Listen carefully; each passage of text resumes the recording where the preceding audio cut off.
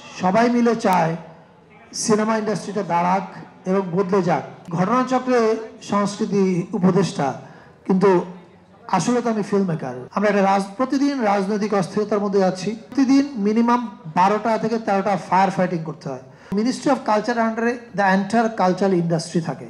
কতজন সিনেমাটোগ্রাফার আছেন আমার, তাদের মধ্যে কয়জন কাজ পাচ্ছেন, কতজন পাচ্ছেন না, প্রজেকশন সিস্টেম প্রপার, কয়টা মাল্টিপ্লেক্স আছে, কয়টা নাই।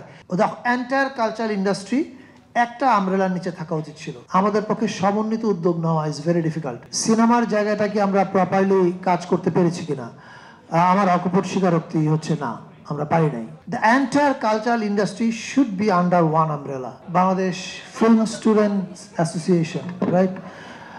তাদেরকে ধন্যবাদ জানাতে চাই এই জন্য যে আমি এখানে এসে বসে দেখলাম যে পুরো অডিটোরিয়াম প্রায় পূর্ণ এবং এরা প্রত্যেকেই ছবি বানাতে চায় অথবা ছবির কোনো না কোনো কাজের সঙ্গে জড়িত আছে। যেই দেশে এত মানুষ, মানে আপনি দেখেন, count the number is amazing.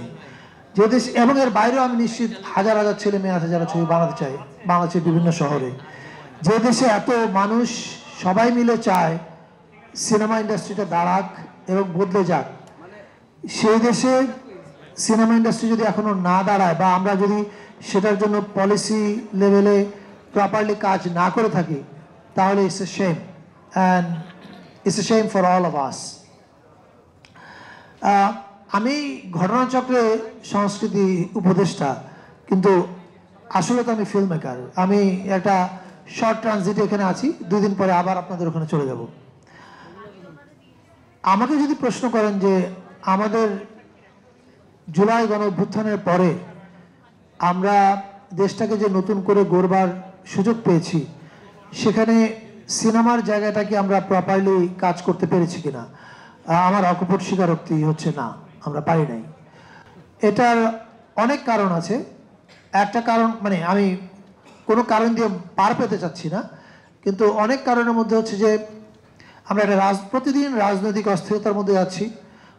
আমি বাইরে থেকে আপনাদের জায়গায় যখন ছিলাম, আমি ফেসবুকে খুব বকাবকি করতাম সরকারকে। এখন ভিতরে যাওয়ার পর দেখছি যে প্রতিদিন মিনিমাম 12টা থেকে 13টা ফায়ার ফাইটিং করতে হয়। সকাল শুরু হয় ফায়ার ফাইটিং দিয়ে, দিন শেষ হয় ফায়ার ফাইটিং দিয়ে। But that cannot be an excuse. আমরা 4-5 মাস হলো এই রিফর্ম কমিটির কথা মঞ্জু ভাই বললেন, আমাদের রীতি আছে কমিটিতে, আরও অনেকে আছে এখানে রিফর্ম কমিটিতে। এই যে আমি এসে এখানে প্রস্তাবনা দেখলাম, এর আগেও আমি প্রস্তাবনা পড়েছি, আমাকে মৌ পাঠিয়েছিল, ফিল্মের সবাই প্রায় 200-250 মানুষ মিলে একটা প্রস্তাবনা তৈরি করেছিল। এই প্রস্তাবনাগুলো কিন্তু বাস্তবায়ন করলেই একটু বুঝে শুনে, একটু জাস্ট স্ট্র্যাটেজির মধ্যে ফেলে, তাহলে কিন্তু আমাদের অনেক সমস্যার সমাধান হয়ে যায়। কিন্তু আমরা এখন সেটা করতে পারিনি। আমি সরকারের থেকে এটা আমাদের ব্যর্থতা মনে করি, এবং সেই ব্যর্থতার দায় আমার কাঁধে আছে, যদি এটা আমার মন্ত্রণালয় না। কিন্তু আমি একটু সামগ্রিকভাবে একটা কথা বলতে চাই। আমাদের বড় গন্ডগোলটা হচ্ছে অ্যালোকেশন অফ বিজনেসে। আমাদের যে মন্ত্রণালয় ভাগ করা হয়েছে, এটা একটা অদ্ভুত। এটা কলোনিয়াল কান্ট্রিগুলোতে আপনি শুধু এরকম দেখবেন, যারা ঔপনিবেশিক শাসনের অধীন ছিল, Korea, Iran, Italy, wherever you look, আপনি দেখবেন যে ministry of culture and tourism একসাথে থাকে, এবং মিনিস্ট্রি অফ কালচার আন্ডারে দ্য এন্টায়ার কালচারাল ইন্ডাস্ট্রি থাকে। কিছুদিন আগে আমার সঙ্গে ওয়ার্ল্ড ব্যাংকের এই আমাদের বিনোদন সেক্টরে কাজের কি অবস্থা, কালচার ইন্ডাস্ট্রির কি পরিমাণ জব গ্রোথ হতে পারে সামনে, এবং সেই পটেনশিয়াল জায়গাগুলো আমরা ট্যাপ করতে পারছি কিনা, এবং কি পরিমাণ মানুষ জব লুজ করছে, এই বিষয়ে আমাদের একটা আলোচনা হচ্ছিল।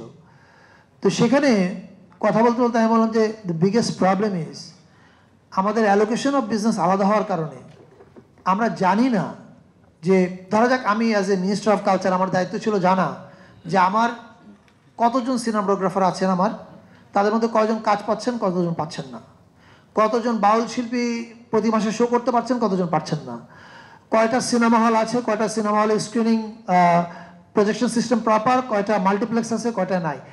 এই সমস্ত ডাটাবেস আসলে আমার একটা জায়গায় থাকা উচিত ছিল। দ্য এন্টায়ার কালচারাল ইন্ডাস্ট্রি একটা আমব্রেলার নিচে থাকা উচিত ছিল, কিন্তু যে কোনো কারণ হোক সেটা নাই। এবং এটা না থাকার ফলে যেটা হচ্ছে, আমাদের পক্ষে সমন্বিত উদ্যোগ নেওয়া ইজ ভেরি ডিফিকাল্ট।